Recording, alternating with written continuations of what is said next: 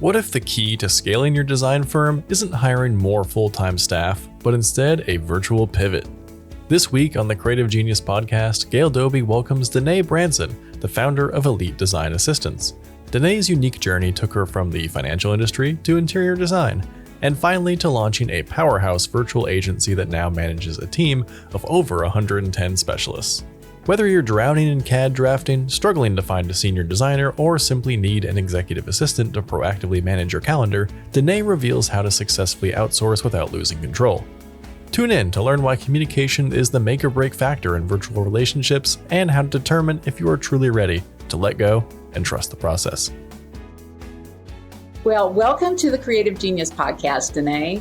And I love referring you all the time, and we do this a lot. Your company is called Elite Design Assistants. So I'd really love to know your background. How did you get started in the interior design business? Yeah, so I actually started years ago, like in the early 2000s, and I just was self-started kind of interior design. My husband was a contractor, but I kind of paid the bills in the financial industry. So it was, 2006, I actually started a virtual agency in the financial industry. By 2017, I wanted to get back into design and just when networking with different designers that I was talking about. This is how, like my day job, so to speak. They were just curious why I did not create a virtual agency for interior designers. And so I decided I could probably do that. And when I started doing it, I had no idea it would blow up as big as it did, but that became my full-time job. And I no longer was in the financial industry and I no longer was an actual interior designer. So I just run Elite Design Assistants and I love it. It's super fun. I love helping interior designers, but I guess I just had a unique set of skills that kind of got me to where I am today. Well, tell us a little bit about your firm and what kind of services you provide and what is a typical thing for someone to come to you for. Sure. So we provide all sorts of services, basically anything that can be done virtually. So designers, we like to match them with virtual design assistants who have the experience, expertise that they need. So we do a lot of outsourcing with CAD drafting, 3D renders, admin, sourcing, even senior designer position is becoming very popular right now. Like I said, basically anything that can be done virtually, we want to be able to help the designers. Well, absolutely. And I know that I bet I've given you 30 referrals so far. I've kind of lost count at this point, but a lot of people. And in fact, I was talking to somebody today about you. So, yeah. Thank you. Yeah, I really appreciate it. And I love your clients. They are so great to work with, too. They are the best. I love helping them. Yes. Yep. Well, how many are on your team?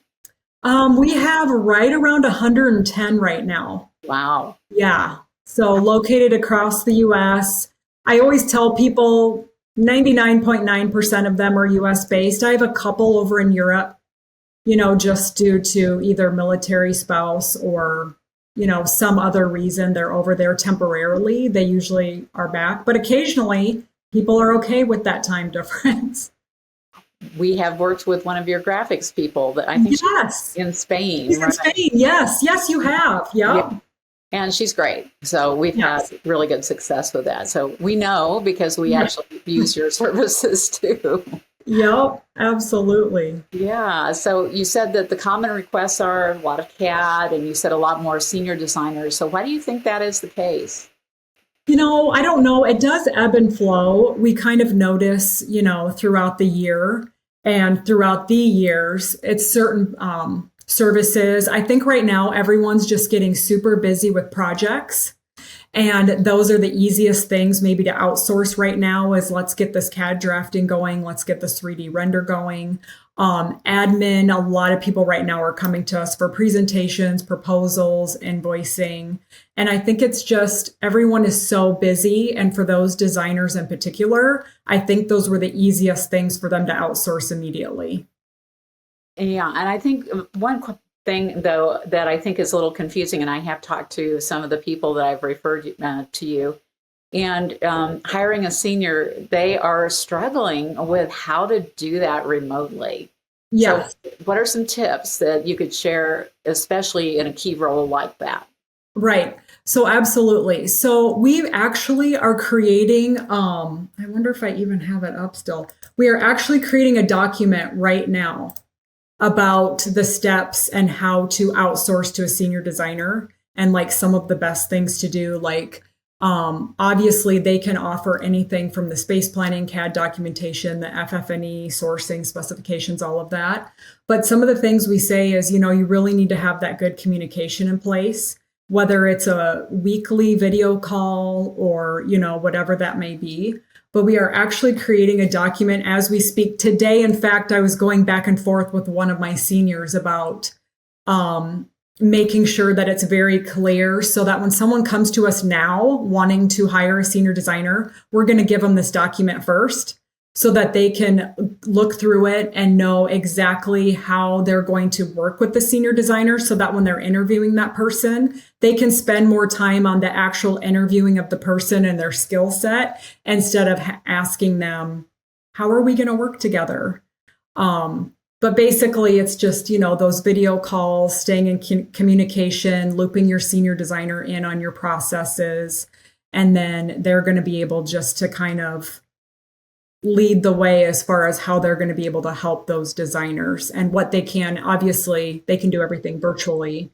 But so that's something we're working on as we speak right now. So we should have that done fairly quickly. Yeah. Well, and especially that's an important role, and you want somebody who can hit the ground running. However, they're not going to hit the ground in your city. Right. Because they aren't there. So you're going to have processes to make sure that if there are job site visits, somebody internally is going to have to do that. Yep, absolutely. Yep. Well, what are some of the things that people should know as a firm owner about outsourcing? What are the top tips on how to have a great relationship with your VA? Sure. The number one thing I do tell people is you do have to have some sort of organization around it. Occasionally, we will get a request from somebody and they're a little bit all over the place. And I understand that because they're overwhelmed and I get that. So we try to get them to just get a little bit more organized with the tasks they're looking to outsource, maybe even prioritize those tasks. Because a lot of the people on our team do, obviously, unless you're hiring a senior designer, people tend to niche down into the area of the industry they excel in the most. So if you're needing CAD drafting and you're needing admin and studio designer, that could look like two separate individuals. But we also just let them know that, the most important thing is to just, have that idea of what it is that you're wanting to outsource, a priority, and then we can help you from there. So like we can get you started with one person. If you need another person down the road for additional services, that's how we're helping people build their teams virtually right now. And so, that's been working out really well. What are some of the common mistakes that you see people make that outsource? Right. I would say, again, that lack of communication. They maybe hire someone, throw everything their way, and then all of a sudden you don't hear from them. And I'll hear from a VDA, like, I've emailed them 3 times. I haven't heard from them in a week. I would say that's one of the most, and communication is huge. The other thing we see occasionally is I like to call kind of flipping the script. Maybe they hired somebody for a specific thing, and then as soon as they worked with them, they decided that's not the service they wanted anymore, but expected that exact VDA to do something completely different that maybe wasn't in their wheelhouse. Maybe it was going to take them a little bit more time. And in the beginning, the designer was okay with that. But then upon seeing, okay, this isn't going to be a fit, if you're going to hire someone for CAD, but then need them to suddenly do invoicing, I need to have a conversation with you again about somebody who's going to be a much better fit. Most VDAs, honestly, they're going to be honest and say, hey, that's not in my wheelhouse, or I could do this for you, but it might take me a little bit more time. So it's not very common, but occasionally we do see that where somebody changes their mind on what they want to outsource, and that's totally fine. I just want to make sure that we're getting them the exact right fit because we want this to be cost effective. for our designer clients, for sure.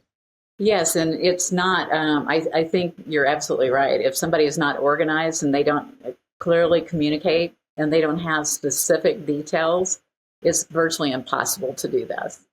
Yes, it is. And I also noticed certain people maybe just aren't quite ready to let go.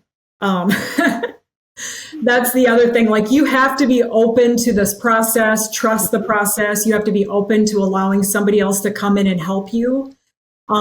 If you can't do that, obviously it makes it extremely difficult. If you still just want to have your hands in it and, not trust the process, then maybe you're not quite ready to outsource. Everyone has their own comfort level with outsourcing, and we just want to make sure that, again, we're doing the very best for our clients, but they have to allow us to help them. It's sure. That help me, help you kind of thing. Right. Well, and for sure, I completely understand where you're coming from. Our company has been in business since March of 2008. We're coming up on 18 years, and we have been virtual for 17 years. So our whole company is operating as a virtual company, and I can't imagine ever going back the other way. Same, yeah. Well, I suppose there are times too when somebody should be thinking about hiring a permanent hire versus a virtual. So talk to me about that. What is the deciding point for that? Right. So a lot of times designers do come to us and ask kind of the same question. So I tell them, if you really need somebody who's going to be available 40 hours a week, more like a full-time employee, obviously you need to hire, somebody in-house. You can hire an employee that's remote, obviously, but you really need to maybe look at hiring an employee, somebody that you really need ongoing all the time. Most of our clients come to us because they don't want to have to worry about paying somebody full time. It's not that maybe they hire somebody through me and it's possible somebody could work 40 hours in a week, but it's not a consistent 40 hours by any means. We offer our contracting is as needed, no minimums, but yet we are matching for long-term relationships. So if you are somebody who's needing help, but you don't need full time and you're just really wanting to make sure that you have somebody available to help you as you need them, I would say outsource to a freelancer, But if you do need a dedicated person to your design studio, then definitely look at doing the, in-house or the employee route for sure. Well, I was just talking with one of my clients that has been working with you too, and I told her, she said, well, should I just stop looking for the full-time person? I said, no, absolutely not. It could take you 6 to 9 months. Mm-hmm. Use Danae's team to fill in between until you find that right hire. But for right now, do both because you need both things in place. Yes, absolutely. And we do help a lot of clients with that exact same thing. And I did have a client once who ended up using somebody on my team for 18 months because it took them that long to find the right hire. And if you have us and it's working, then use us and take your time to spend the time, to find the exact right person for your studio because it's going to be huge in the long run. Oh, I can't agree more because hiring the wrong person is so expensive. It can cost you the cost of their salary. And it is that in terms of the lost time when you have to hire again. So it's so important to have this flexibility. And we have VAs on our team too. And, we use your team for the graphics piece, and we have some other people we work with that are part-time. Our CTO is part-time, and he has been for, gosh, how many years? 14 years now. Yeah. Yeah. He's been there a long time. Yeah. So yeah, there's a lot of scenarios where you just need somebody, We've worked on maternity leaves, long-term like vacations, or maybe somebody's ill and is out for an extended period of time, But yeah, we've got a lot of different scenarios where we've helped people in the interim while they're trying to, still run a studio, but they don't have everyone in-house that they need at the time. Yeah, and this is the best way to go about it, especially for small firms, because scaling you're not necessarily ready to hire somebody full time right at the beginning. And you might need somebody who's doing CAD drafting or all the different softwares, maybe Revit. And those people are not needed full time, especially if you're not, probably until you hit about $1 million, you probably don't need somebody full time in that position. Right. Yeah. So let's talk a little bit about ranges of some of the common hires that you might make of a virtual assistant and some of the rates you might expect to pay. Yeah, currently, some of the rates, I would say you're going to be looking around $50 an hour for any of your admin type of services. A lot of times procurement can be included in that as well. Once you get into drafting, render, sourcing, bookkeeping, project management, you're going to be looking around $75 an hour, I would say. And then for that senior designer service, it's closer to $95 an hour. Bookkeepers, I will say bookkeepers in QuickBooks do charge less than bookkeepers in Studio Designer. So that's going to be a little bit different rate. You're going to be around that 75-ish for a bookkeeper in QB. But if you're looking for a Studio Designer, you're going to probably be closer to 90 for those bookkeepers. Okay. Well, that's good to know. So I wanted everybody to have an idea of what to expect before they reached out to you. Yeah, absolutely. All right. So let's talk about, I think, one of the biggest challenges, because if somebody hasn't worked with someone externally like this, how do you onboard a virtual assistant? Sure.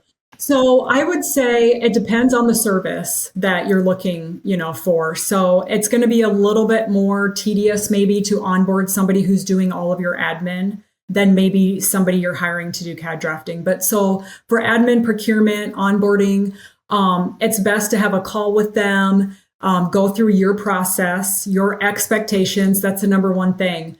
I don't know that all interior designers think like these freelancers have a ton of experience. They've worked with a lot of designers. All designers run their businesses a little bit differently. We want to make sure that we are doing exactly what you need for your business. So go through your processes with them, get them into let's say you're hiring an admin for Studio Designer. You're going to want to get them into your Studio Designer. You're going to want to get them into, say, Asana, whatever programs and platforms you're using. We also tell our clients you can absolutely assign them an email address if you'd like for your firm, especially if they're going to be doing vendor communication, client communication, all that kind of good stuff. Go ahead and do that. And then just kind of set up in the beginning if you want to do a weekly check-in or however that looks. Again, designers run their companies so differently. Most of them come to us with the process that they're like, hey, we already have a Monday morning 10 a.m. meeting.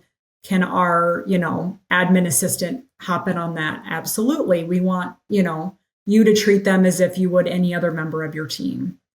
If it's a CAD drafting or more of a creative service, it might be a little bit different onboarding process.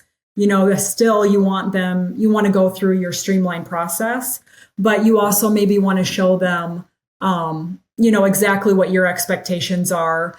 If you're hiring somebody for those services, we are going to provide portfolios. You're going to be able to see their work before you even talk to anybody and decide to hire them. But occasionally, maybe your firm does something a tiny bit different and you want your CAD template to look a little bit different, or your renders. Again, we want to do what's best for our clients. So just that communication piece and talking through that first, making sure that everyone's on the same page. Also, when it comes to the creative side, drafting, renders, you can absolutely ask for an estimate of time up front. Since we're doing an hourly rate with no minimums, we still want to make sure it's very cost effective for our clients.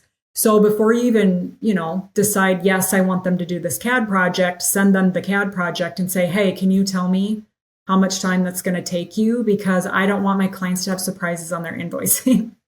So we try to keep all that communication going so that, I don't have clients emailing me asking, why their bill was the way it was. I just like them to click the link to pay it and we all go along our merry way. So, sure. Yeah. Well, and that's the goal. It's always to give people yes. what they want at the price they want. Exactly. So what happens if somebody is not a good fit? Right. So I tell people to reach out to me immediately. Like if you're having any issues, let's say it's a designer who's having an issue with the design assistant, reach out to me immediately. Even if you think you want to try to salvage the relationship or continue on, I still want to be aware of what's going on. I want to see if there's something I can help. Maybe it's just a miscommunication. Maybe it's, again, every designer runs their firm a little bit differently. I had this happen last month where she had hired a CAD drafter, and the CAD drafter had done something a certain way with the last 12 designers. So she assumed with this person, we're going to do it that exact same way because this person didn't tell her otherwise. Well, this designer does things a little bit differently. So it was very minor issue. We got that worked out, but I want to know right away so that we can work it out. And if it's just not going to be a fit, usually it comes down to a personality or communication style, then again, I will get you somebody different that's a much better match for you, because I don't want you to have to, continue to move on with somebody. And then it gets to the point where it's just a horrible experience for you and you no longer want to use the service when you could have come to me weeks prior and let me know that there maybe was an issue. So these things are not common, but if they do come up, I do want to help immediately. Sure. So, yeah. Yeah. And I don't think anybody wants to be in that situation, but sometimes people feel bad because they didn't want to complain. Yes. I agree. They do feel bad. And they're like, I don't want to feel like I'm tattling. Don't tell her I said anything. It's just, they don't want to hurt anyone's feelings. And I understand that. But also at the end of the day, it's business. And you need a great return on your investment. You need exactly what you expected. Mm-hmm. And we want to provide that to all of our clients. I mean, sure. Yeah. Yeah. So I tell everyone, please come to me. Feel free to come to me. Don't feel bad. Let me know what's going on. I want to take care of it. I hear you. Well, okay. Well, let's talk about some of the things people could outsource immediately. And what are some of the things that you recommend? Yeah. So typically some of the best things that you could immediately outsource would be your drafting, your renders. Like right now, we are getting a lot of people who just need immediate help. And those are two things: presentations, proposals, sourcing.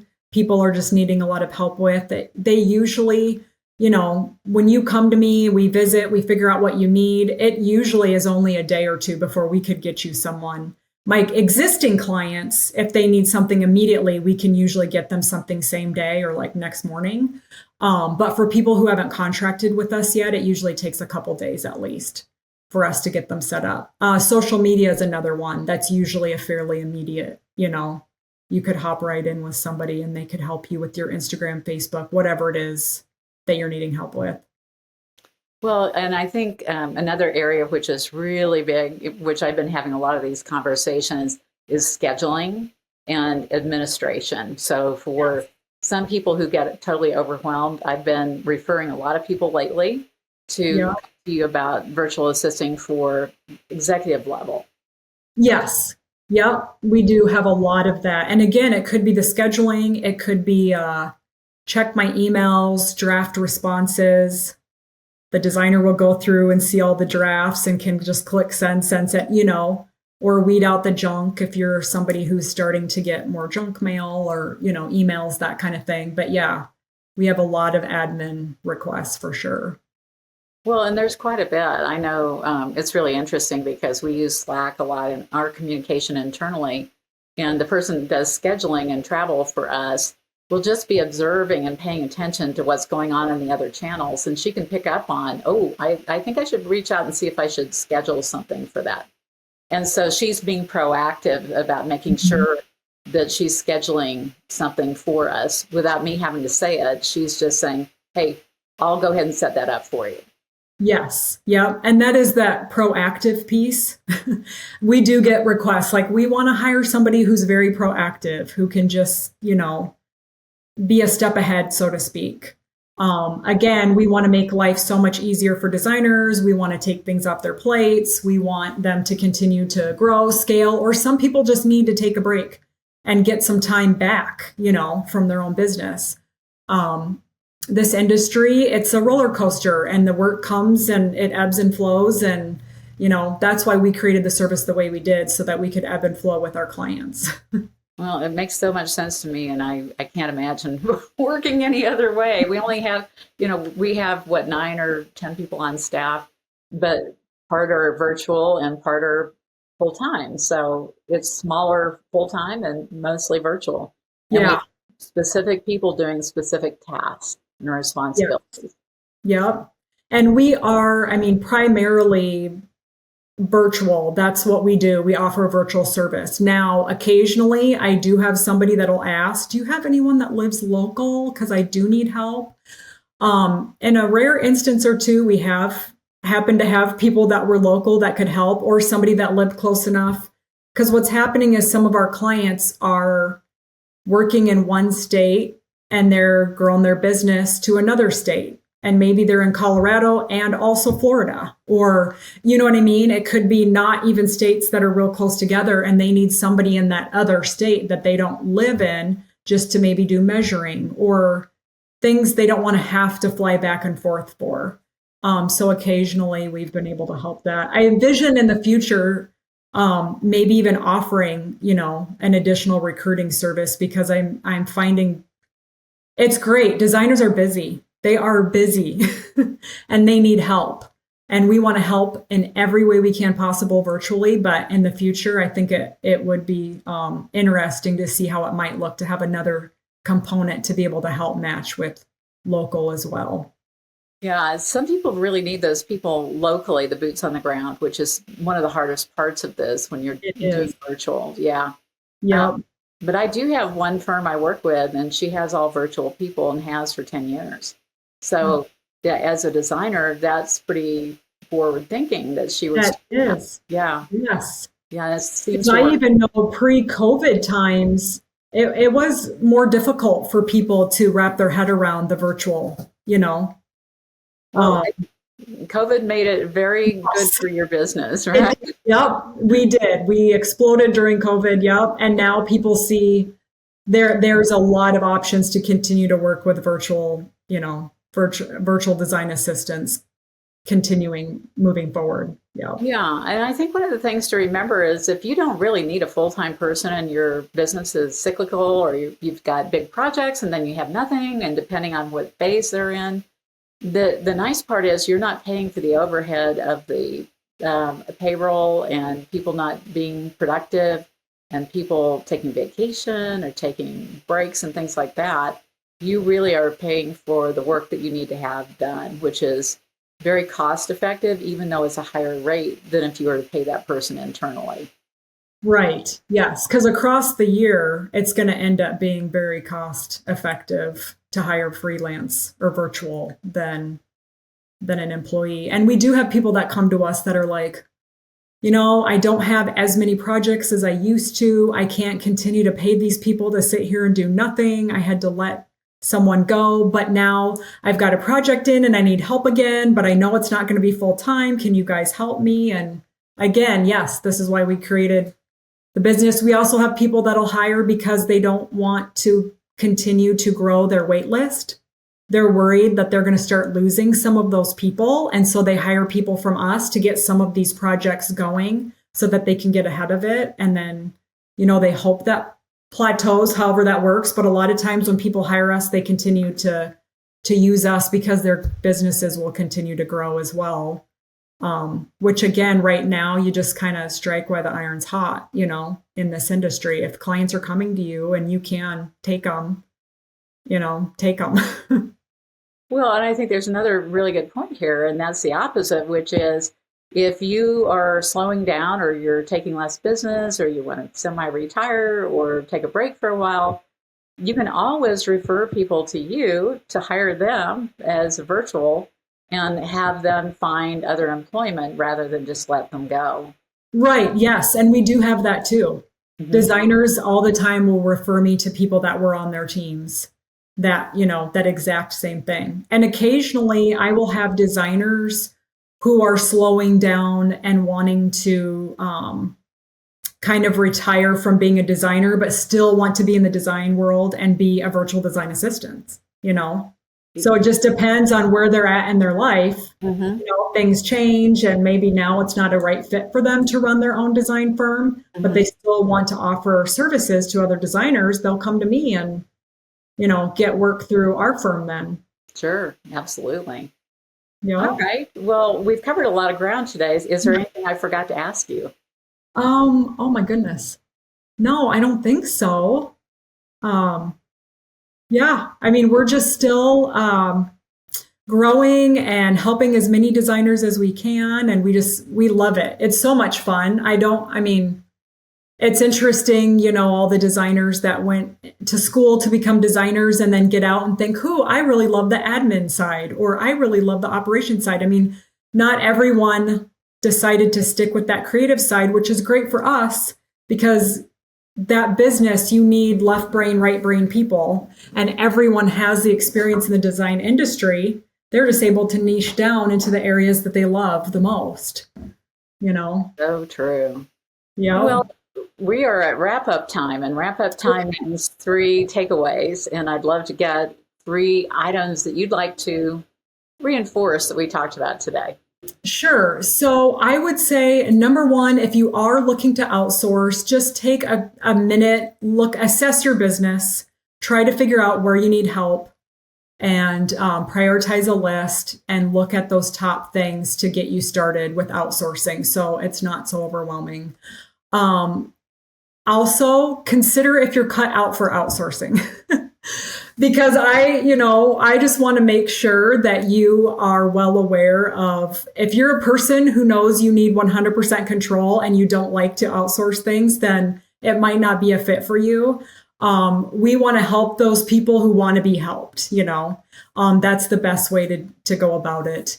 And I would also say that, you know, it's outsourcing, just like when you started your business as an entrepreneur, you just have to look at it that way, I guess. You know, you take risks as an entrepreneur in building a business and everything you do. Take that small risk of outsourcing and you will immediately see the best, you know, the great results and how it will help you continue to grow your business. Take back some time.